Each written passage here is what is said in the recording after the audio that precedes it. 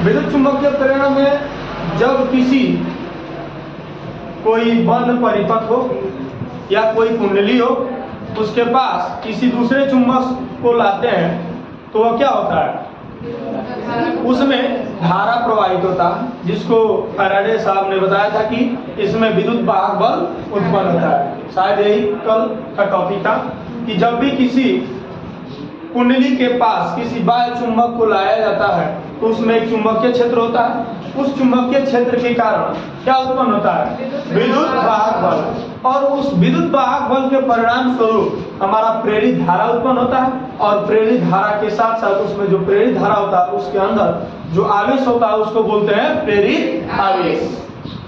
कल जो हम लोग टॉपिक देखे थे कि जो हमारा ये ईएमएफ है, ये ईएमएफ क्या होता है, ईएमएफ मतलब विद्युत वाहक बल, इलेक्ट्रोमोटिव फोर्स, इलेक्ट्रोमोटिव फोर्स।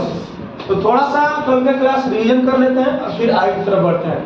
कल हमने बताया था कि आर्स्टेड ने सन 1820 ईस्वी में एक प्रयोग किया। उस प्रयोग में उन्होंने देखा कि जब किसी परिपथ में धारा को प्रवाहित करते हैं तो उस परिपथ के चारों तरफ एक वैद्युत क्षेत्र के साथ साथ चुंबकीय क्षेत्र भी उत्पन्न हो जाता है, यही बताया था। लेकिन फैराडे ने यह सोचा कि क्यों ना इसकी विपरीत क्रिया अगर किया जाता है तो विद्युत धारा भी उत्पन्न होना चाहिए।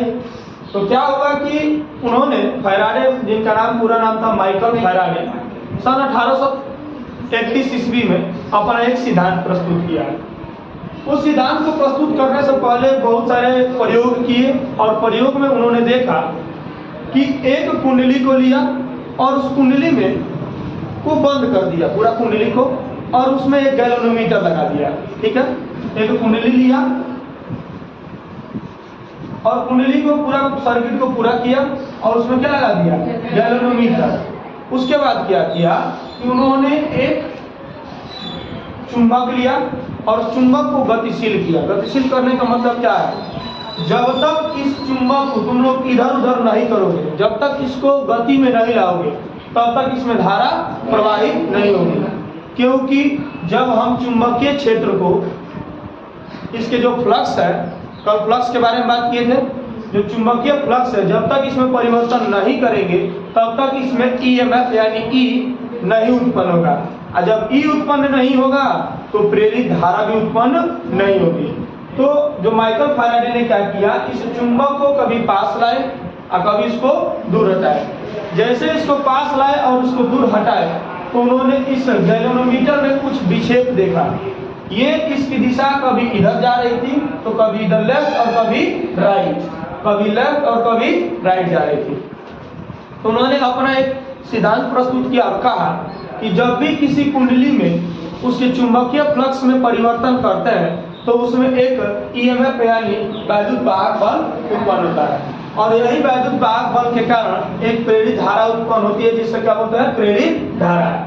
और प्रेरित धारा की वजह से जो उसमें आवेश होता है उसका नाम क्या दिया गया, प्रेरित आवेश। तो फैराडे साहब ने जो अपना नियम दिया था उसको पहला हमने आपको डिफाइन कर दिया। दूसरा नियम यह था कि यदि किसी कुंडली में उसके चुंबकीय फ्लक्स में परिवर्तन करते हैं तो जो उसका ऋणात्मक मान होता है वह इसके वैद्युत वाहक बल के बराबर होता है, यानी delta phi by delta t equal to minus E, या delta phi by delta t, इसको माइनस कर लेंगे और ये ई के बराबर होगा। बराबर होने का मतलब क्या है कि उन्होंने सबसे पहले बताया कि यह प्रोपोर्शनल होता है। क्या होता है, प्रोपोर्शनल। और प्रोपोर्शनल का जब चिन्ह हटता है तो क्या आता है, एक नियतांक आता है। क्या आता है, नियतांक। Delta phi by delta t ये माइनस में रहेगा, ये क्या हो जाएगा, के ई। और के का मान कितना निकाला गया था, एक, के का मान एक, तो ये हमारा हो जाएगा minus delta phi by delta t equal to E. यही हमारा क्या है, फैराडे का सेकंड है। अब बात आती है कि तुमको कहा गया था कि चलिए बता दीजिए चुंबकीय फ्लक्स क्या होता है। तो चुंबकीय फ्लक्स जो होता है, थोड़ा सा रिवीजन करते हैं फिर आगे बढ़ते हैं। कोई पृष्ठ होगा, इस पृष्ठ के लंबवत गुजरने वाली चुंबकीय बल लिखा है। कौन सी बल लिखा है? चुंबकीय बल लिखा है। दीजिए एक कोई कॉपी दीजिए, उसको आपको बता दें। ये रहा, मान लीजिए कि कोई कॉपी है, ये हमारा पृष्ठ है, ठीक है। इस पृष्ठ के लंबवत इधर से अगर मान लीजिए कि इधर से चुंबकीय क्षेत्र आ रहा है, तो जैसे ये आ रहा है अंदर से, देखते रहिए, अगर ऐसे कर दे तो ये इस पृष्ठ के लंबवत आ रहा है कि नहीं, आपके तरफ आ रहा है। तो इस पृष्ठ के लंबवत गुजरने वाली चुंबकीय बल रेखाओं को क्या कहते हैं? चुंबकीय फ्लक्स कहते हैं। क्या कहते हैं? चुंबकीय फ्लक्स। इसे फाई से प्रदर्शित करते हैं। इसे फाई से। फाई इक्वल टू क्या होता है? बी क्या? चुंबकीय क्षेत्र। बी क्या? चुंबकीय क्षेत्र। ए क्या? क्षेत्रफल। इस पृष्ठ का क्षेत्रफल। अब एक चीज और देखिए, जैसे इस पृष्ठ को थोड़ा सा इसको रोटेट करेंगे किसी एंगल पे, तो इसका फाई का मान हो जाएगा phi equal to b a cos theta. Clear है? कोई दिक्कत? किसी को कोई डाउट? ये हम कल बता देंगे। अब अपना हेडिंग डालेंगे हम लोग अपने कॉपी में, लेंज का नियम।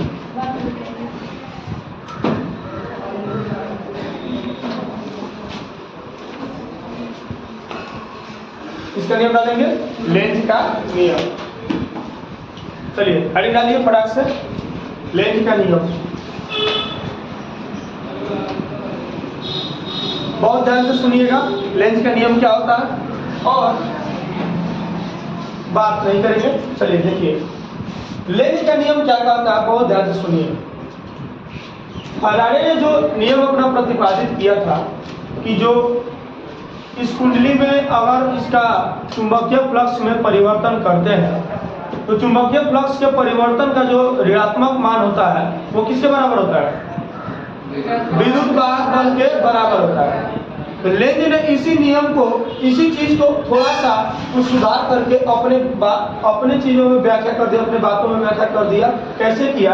कि उन्होंने कहा कि जब किसी कुंडली में उसके चुंबकीय फ्लक्स में परिवर्तन करते हैं तो क्या होता है? विद्युत वाहक बल उत्पन्न होता है और उस विद्युत वाहक बल के कारण प्रेरित धारा उत्पन्न होती है।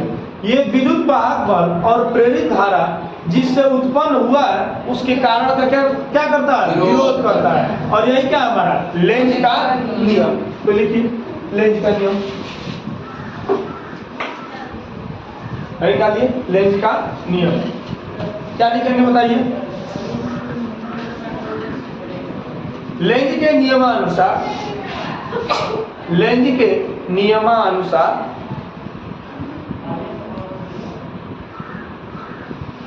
किसी कुंडली के चुंबकीय फ्लक्स के परिवर्तन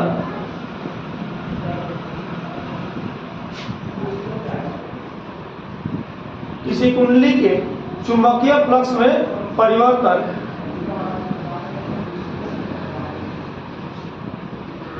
के कारण उत्पन्न, चुंबकीय फ्लक्स के कारण उत्पन्न वैद्युत वाहक बल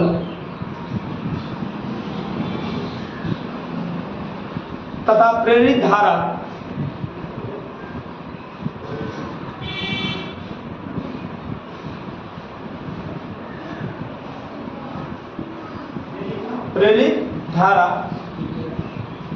सदैव उस कारण का विरोध करती है,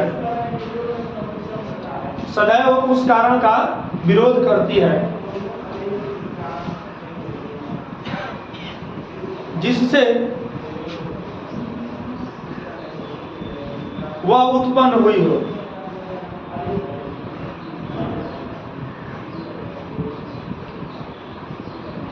सदैव उस कारण का विरोध करती है जिससे वह उत्पन्न हुई हो। तो थोड़ा इस चीज को समझ लेते हैं कि क्या कह रहे हैं लेंज साहब, और लेंज के नियम जो है उसके उदाहरण को हम समझ लेते हैं। तो इसको मिटा देते हैं, आप लोग समझ चुके हैं इसको। चलिए ठीक, आगे देखिए।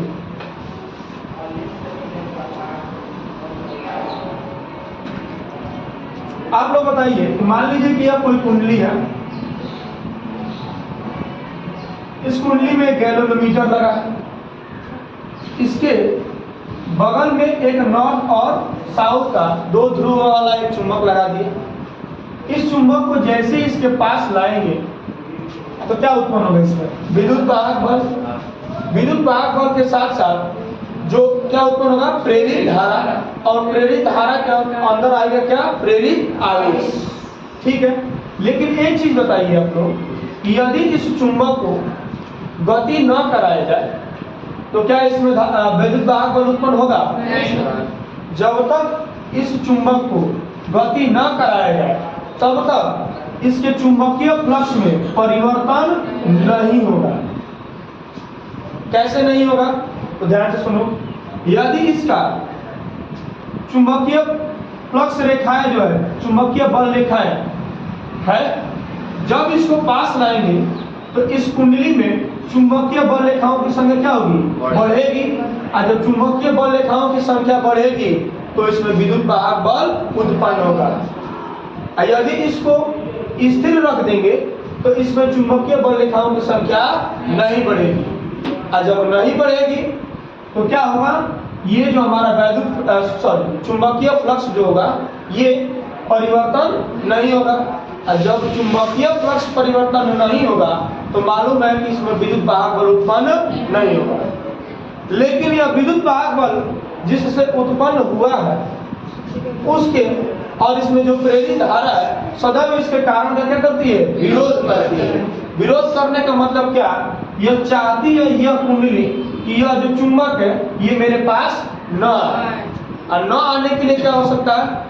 यहाँ पर जो धारा बह रही है, यह धारा जिस दिशा में बहेगी यहाँ पर भी एक नॉर्थ ध्रुव बन जाएगा। मालूम है ना? अगर किसी कुंडली में धारा को प्रवाहित किया जाता है तो चुंबकीय क्षेत्र उत्पन्न होता है कि नहीं होता है? तो मान के चलेंगे कि यदि यह एंटी क्लॉकवाइज इस डायरेक्शन में अगर कोई धारा प्रवाहित हो रहा है तो यहाँ पर कौन सा ध्रुव होगा? नॉर्थ। और जब नॉर्थ रहेगा तो क्या करेगा? इसको प्रतिकर्षित करेगा कि आकर्षित? प्रतिकर्षित करेगा। और जब प्रतिकर्षित करेगा मतलब क्या कर रहा है? यह कुंडली में जो विद्युत वाहक बल उत्पन्न हुआ है इसके उत्पन्न होने के कारण का क्या कर रहा है? विरोध कर रहा है। विरोध मतलब वो पास आने नहीं दे रहा है। और यही क्या है? लेंज का नियम। तो लेंज का नियम क्लियर स्पष्ट हुआ? कोई दिक्कत? किसी को कोई दिक्कत? चलिए एक बार रिपीटेशन कर देते हैं। ठीक है, लेंज के नियमानुसार यदि किसी कुंडली में किसी चुंबकीय क्षेत्र कुंडली के पास, यदि किसी कुंडली के पास किसी बाह्य चुंबकीय क्षेत्र को लाया जाता है तो उसमें विद्युत वाहक बल तथा प्रेरित धारा उत्पन्न होती है। यह विद्युत वाहक बल तथा प्रेरित धारा सदैव उस कारण का विरोध करती है जिससे यह उत्पन्न हुई है। और यही क्या हमारा लेंज का नियम। क्लियर हुआ? कोई दिक्कत? चलिए तो इसको चित्र को बना लीजिए, ये वाला चित्र अपने कॉपी में।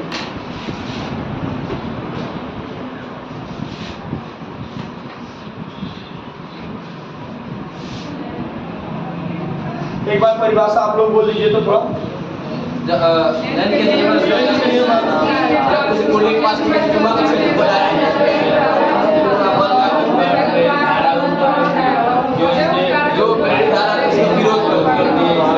एक लाइन में बोलना चाहेंगे तो ऐसे बोल सकते हैं कि किसी कुंडली में उत्पन्न विद्युत वाहक बल तथा प्रेरित धारा सदैव उस कारण का विरोध करती है जिससे वह उत्पन्न हुई हो।